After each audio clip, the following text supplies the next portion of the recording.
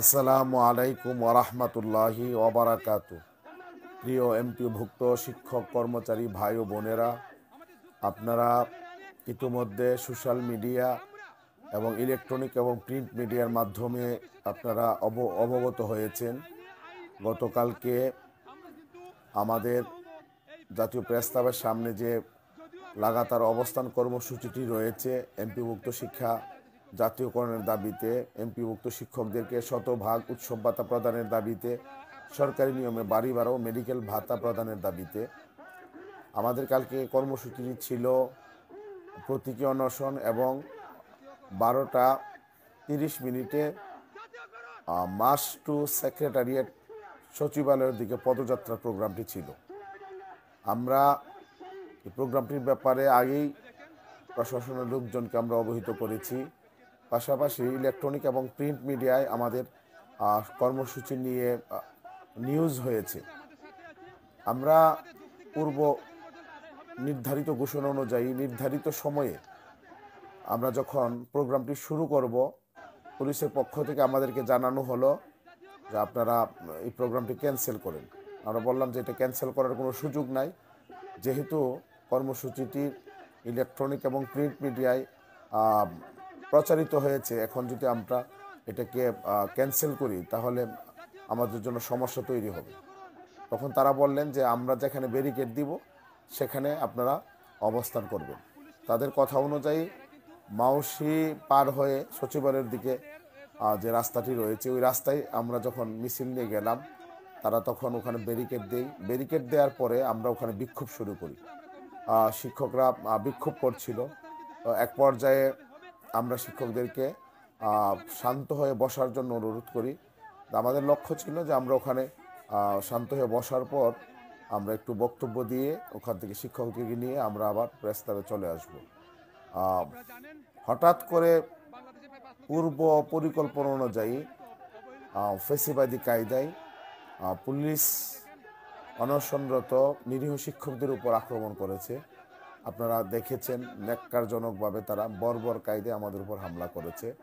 আমাকে গ্রেফতার করা হয়েছিল। আমাদের মেহেদি হাসান নামে যে শিক্ষক রয়েছেন তাকে পিটিয়ে রক্তাক্ত করা হয়েছে এবং তাকেও গ্রেফতার করা হয়েছিল। আমাদের ভোলার একজন শিক্ষক মুজাম্মেল স্যার, তাকেও গ্রেফতার করা হয়েছিল। আমাদের অনেক শিক্ষকের উপর তারা আক্রমণ করেছে। পরবর্তীতে আমাদের শিক্ষক নেতৃবৃন্দের, এমপিভুক্ত শিক্ষা জাতীয়করণ প্রত্যাশী জোটের যারা নেতৃবৃন্দ আছেন তাদের তীব্র প্রতিবাদের মুখে আমাকে এবং অন্যান্য শিক্ষকদেরকে তারা মুক্ত করেছে। আমরা তাদের উদ্দেশ্য ছিল হয়তো আমাদেরকে ভয়ভীতি দেখালে আমরা প্রেস ক্লাব ছেড়ে চলে যাব এবং আমাদের আন্দোলনটা ব্যর্থ হবে। কিন্তু আমরা এটা প্রমাণ করেছি যে না, কোনো রকমের হুমকি, কোনো রকমের ভয়ভীতি, হামলা মামলা যাই করা হোক না কেন, আমরা কোনো অবস্থাতে আমাদের দাবি আদায় না করে যাব না। আমরা আমাদের দাবির ব্যাপারে অনড়। এই জন্য আজকে কিন্তু আমরা সারা বাংলাদেশে জেলায় উপজেলায় বিক্ষোভ কর্মসূচি ঘোষণা দিয়েছিলাম এবং অনেক জেলা এবং উপজেলায় বিক্ষোভ কর্মসূচি পালিত হয়েছে।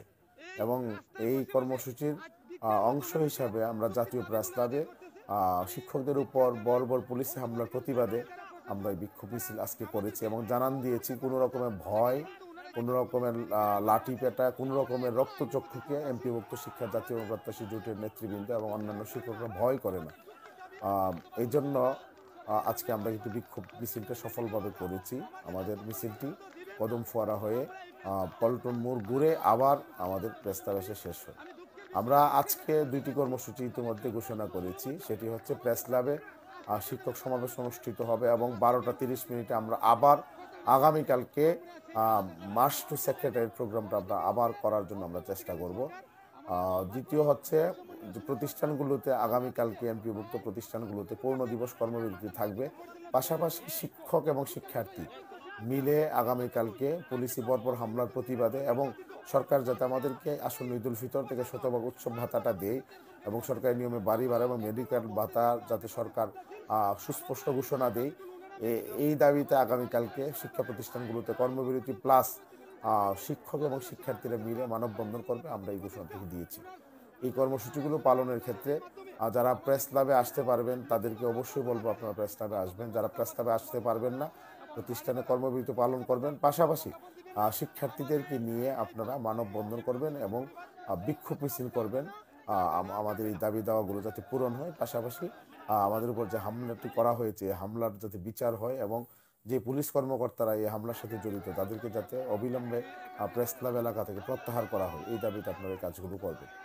আমি জাতীয় গণপ্রত্যাশী জোটের পক্ষ থেকে ঢাকা এবং ঢাকার আশেপাশে যে সংগঠন যে জেলাগুলো রয়েছে এই জেলাগুলোতে খুব সহজে কম টাকা খরচ করে অল্প সময়ে প্রোগ্রামে আসা যায়। যেহেতু মাদ্রাসা ইতিমধ্যে বন্ধ হয়ে গেছে এবং স্কুলও আগামীকালকে বন্ধ হয়ে যাবে, স্কুল কলেজ, আপনাদেরকে অনুরোধ করব আপনারা আগামীকালকে মার্চ টু সেক্রেটারিয়েট এই কর্মসূচিতে আপনারা অবশ্যই আসবেন। আমরা আমাদের জায়গা থেকে বিভিন্নভাবে আমরা খোঁজ নিচ্ছি, আমরা আশা করছি ইনশাআল্লাহ এই ঈদ থেকে শতভাগ উৎসব ভাতা এমপিওভুক্ত শিক্ষকরা পাবেন, সেই আশা আমরা করছি। এই জন্য আমাদেরকে আমাদের মাঠ ধরে রাখতে হবে, আমাদের আন্দোলনটাকে চালিয়ে যেতে হবে, যে কোনো কষ্ট ত্যাগ আমাদেরকে স্বীকার করার জন্য প্রস্তুত থাকতে হবে। পাশাপাশি স্থানীয় যে সংগঠনগুলো রয়েছে, সমিতিগুলো, মাধ্যমিক শিক্ষক সমিতি, উপজেলা মাধ্যমিক শিক্ষক সমিতি, জেলা মাধ্যমিক শিক্ষক সমিতি, মাদ্রাসা শিক্ষক সমিতি, তারা বিভিন্ন জায়গা থেকে আমাদেরকে সহযোগিতা করে চলেছেন এবং বিভিন্ন প্রতিষ্ঠানের প্রধান স্বপ্রণোদিত হয়ে আমাদেরকে ফোন করে তারা শিক্ষক দিয়ে সহযোগিতা শুরু করেছেন। তো আমরা তাদেরকে ধন্যবাদ জানাই, সাধুবাদ জানাই। আগামীকালকে প্রোগ্রামে আপনারা আসবেন এবং আগামীকালকে প্রোগ্রামটিকে সফল করবেন, এই জন্য আপনাদেরকে আমরা জোটের পক্ষ থেকে আহ্বান জানাচ্ছি। পাশাপাশি কিছু সংগঠন আমাদের এই কর্মসূচির সাথে একাত্মতা ঘোষণা শুরু করেছে, যেমন আজকে আমাদের জেনারেল টিচার্স অ্যাসোসিয়েশন জনাব শান্ত ইসলামের নেতৃত্বে আজকে আমাদের সাথে একাত্মতা ঘোষণা করেছেন এবং ওনারা আমাদের আন্দোলনের সাথে থাকবেন বলে ঘোষণা দিয়েছেন। আমি অন্যান্য যে জাতীয় পর্যায়ের সংগঠনগুলো আছে সকলকে আমরা আহ্বান জানাবো, আপনারাও আমাদের এই আন্দোলনের সাথে একাত্মতা ঘোষণা করে আমাদের সাথে আপনারা নিজেদের ব্যানার নিয়ে এখানে আসতে পারেন। আপনাদের জন্য সর্বোচ্চ মর্যাদা এবং সম্মান আমরা নিশ্চিত করব। আমাদের এই আন্দোলনটি কাউকে এমপি বানানোর জন্য না, মন্ত্রী বানানোর জন্য না, এই আন্দোলনটি নিচক শিক্ষকদের দাবি দেওয়ার কথা বলে। সুতরাং এই আন্দোলন শুধু আমাদের নয়, এই আন্দোলনটি সারা বাংলাদেশের 5 লক্ষাধিক শিক্ষক পরিবারের আন্দোলন। এই আন্দোলনকে সফল করা আপনাদের সকলের দায়িত্ব। আমরা আমাদের নিজেদের পরিবার পরিজন এবং আমাদের পকেটের টাকা খরচ করে আমরা অনেক কষ্ট করে আন্দোলনটা আমরা ধরে রেখেছি, এটাকে কন্টিনিউ করা আপনাদের দায়িত্ব। এই জন্য ঢাকা এবং ঢাকার আশেপাশের জেলার শিক্ষকদের যারা আমার ভিডিও দেখবে সকলকে বলবো যে আপনারা অবশ্যই আগামীকালকে প্রোগ্রামে আপনারা অংশগ্রহণ করবেন। আমি আপনাদের কাছে একটা প্রশ্ন রাখতে চাই যে আমরা প্রায় 6 লক্ষ শিক্ষক, আমরা 6 লক্ষ শিক্ষক যদি কোনো দাবি দাওয়া আদায় হয় এবং নিশ্চিতভাবে আমরা বিশ্বাস করি আমাদের যে 3টি ভাতা বাড়ছে এবং আমরা এও আশা করছি যে এই থেকে আমাদেরকে হয় শতভাগ উৎসব ভাতা প্রদান করা হবে। এই যে সুবিধাটা আপনি নেবেন, আপনার এক ভাই প্রেস ক্লাবে এত পরিশ্রম করছে, ঘাম জড়াচ্ছে, টাকা খরচ করছে, আর পুলিশের লাঠি পেটা খাচ্ছে, আর আপনি বাসায় বসে বসে এটা আপনি কিভাবে ভোগ করবেন? আপনার বিবেক কি আপনাকে একবারও দংশন করে না? অন্তত একটিবারের জন্য তো আপনাকে প্রেস ক্লাবে আসা দরকার, যে আমি অন্তত একটিবার যাই, দেখে আসি, তাদের খোঁজখবর নিয়ে আসি, না হলে কিভাবে এটা ভোগ করবেন? আমি জানি এটা আমাদের শিক্ষকদের মধ্যে এই শ্রেণীর শিক্ষক অনেকেই আছেন যারা আসলে কোনো রকমের কন্ট্রিবিউশন না করে সুবিধাগুলো ভোগ করেন। 18 সালে আমরা 20 দিনের যে হার নামান আন্দোলনটি করেছি, আমাদের পকেট থেকে যারা নেতৃত্ব দিয়েছিলাম আমরা, আমাদের পকেট থেকে প্রত্যেকের প্রায় লক্ষাধিক টাকা খরচ হয়েছে। অথচ এমন শিক্ষক আছে যারা প্রেস ক্লাবে একদিন আসেনি, একটি টাকাও খরচ করেনি, তারা কিন্তু আজকে ইনক্রিমেন্টারি সুবিধাটা ভোগ করছে। সুতরাং আমি আপনাদেরকে বলবো যে এই আন্দোলনের সাথে আপনি প্রত্যক্ষ এবং পরোক্ষভাবে শরিক হয়ে আপনি বীরের মতো আপনার এই সুবিধা ভোগ করবেন, এটা আপনাদের কাছে আমি আবেদন রাখতে চাই। এই সুবিধাটা আপনার কোনো রকমের কন্ট্রিবিউশন থাকবে না, আপনি এই সুবিধাটা নেবেন, এই নিচু মন নিয়ে আপনি এই সুবিধাটা ভোগ করবেন না।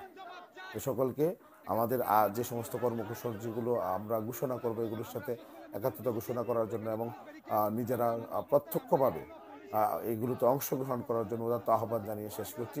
আসসালামু আলাইকুম ওয়া রাহমাতুল্লাহ।